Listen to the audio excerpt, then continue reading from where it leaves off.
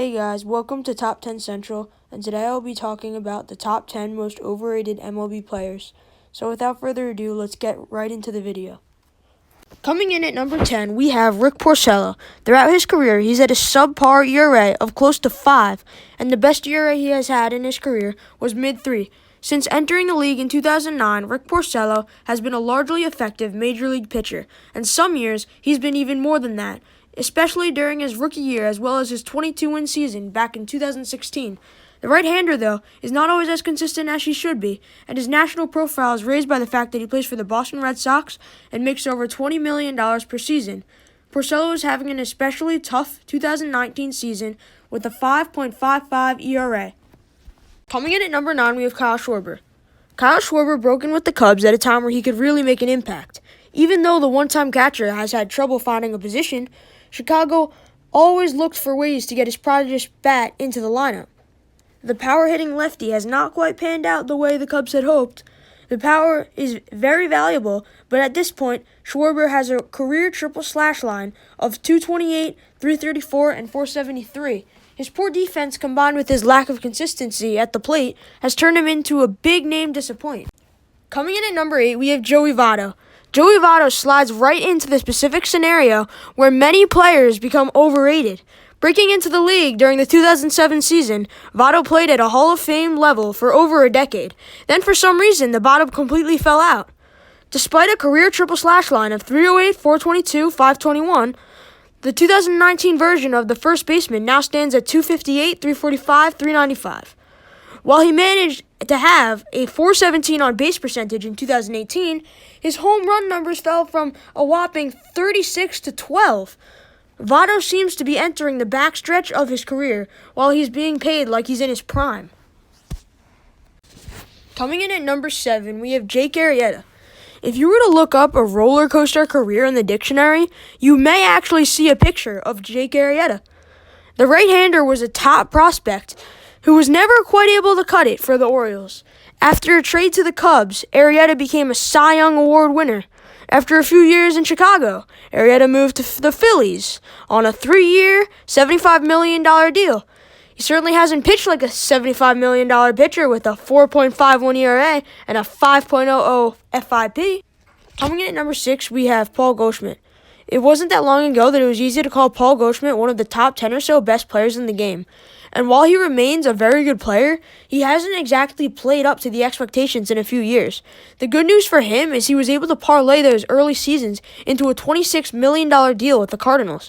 Goldschmidt, however, has some flaws one typically doesn't see in a player making that kind of money. His defense, always negative, has gotten considerably worse, and his offensive production since leaving the hitter-friendly confines of Arizona has taken a major step back. Coming in at number 5, we have Eric Hosmer. Baseball history is littered with players who may not have had jaw-dropping stats, but had skills that didn't quite show up in the box score. These intangible guys are integral to championship-level teams and often overrated by fans. Eric Hosmer parlayed his World Series success with the Kansas City Royals into an 8-year, $144 million contract with the San Diego Padres. Analytically, he's a perfectly effective player, just not that guy. He's definitely not worth the $18 million a year the Padres are paying him. Coming in at number 4, we have Vladimir Guerrero Jr. The son of a Hall of Famer, Vlad Guerrero Jr. came into the majors with as much fanfare as any prospect in recent memory. He was startlingly above the competition at all his minor league stops and was hitting .367 when he was called up to AAA. Guerrero Jr. will likely continue to hit at a star level throughout his career.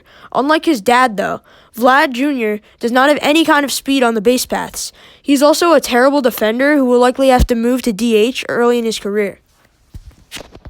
Coming in at number 3, we have Buster Posey. Posey is a very similar player to Joey Votto, another player who appears on this list. Amazingly enough, though, the catcher may even be more accomplished than the Cincinnati Red. Not only has Posey won 3 World Series, but he has also won the MVP of the National League back in 2012. Catching tends to beat players up early, and Posey has been fighting injuries and ineffectiveness the last 2 seasons. He is still a great defender, and the hitting bar for catchers is low, so Posey remains a good player, if not a spectacular one. Coming in at number 2, we have Clayton Kershaw. He began his career in 2008 with the Los Angeles Dodgers. He has won no World Series titles. His 4.43 ERA in the postseason is nearly 2 full runs higher than in the regular season. This guy is no Sandy Koufax, who had a 0.95 ERA and 2 World Series Most Valuable Player awards, not even in the same area code. So can we stop with those silly comparisons with Kufu as soon as possible, if not earlier? Thank you. And now, coming in at number 1, we have Bryce Harper. It feels kind of weird calling Bryce Harper underrated when he is arguably the most naturally talented player in baseball, and the results are pretty good, particularly in 2015 when he was named the most valuable player of the National League. But the results haven't met the talent near as often, though. Harper has an intense personality that can rub some the wrong way, and that intensity has led to many injuries as his aggressiveness leads him to slam into outfield fences. Maybe the best case scenario would be for him to move to first base full time. Then he could focus less on his anger and more on his on-base percentage.